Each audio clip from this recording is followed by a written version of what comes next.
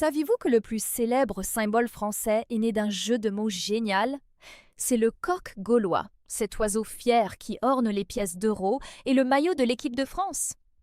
Au 1er siècle avant Jésus-Christ, les Romains occupaient la Gaule. Ils se moquaient de ses habitants en les appelant Gaulois, Galli en latin. Mais les Gaulois n'ont pas désespéré, ils ont transformé la moquerie en fierté. Ils ont remarqué une coïncidence linguistique étonnante. Le mot Gallus signifie gaulois, mais il signifie aussi coq en latin. Ce double sens est devenu une arme à double tranchant. Le coq, pour les Romains, symbolisait la vigilance et le courage, car il chante à l'aube et ne craint aucun ennemi.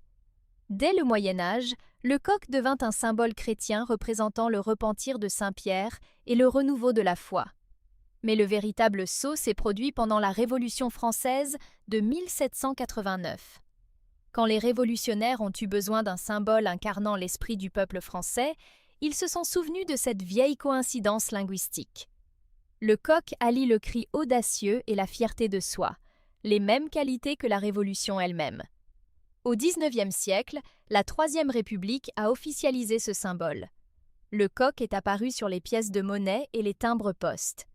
Pendant la Première Guerre mondiale, il est devenu un symbole de résistance contre l'occupation allemande, où la presse française le représentait victorieux face à l'aigle prussien.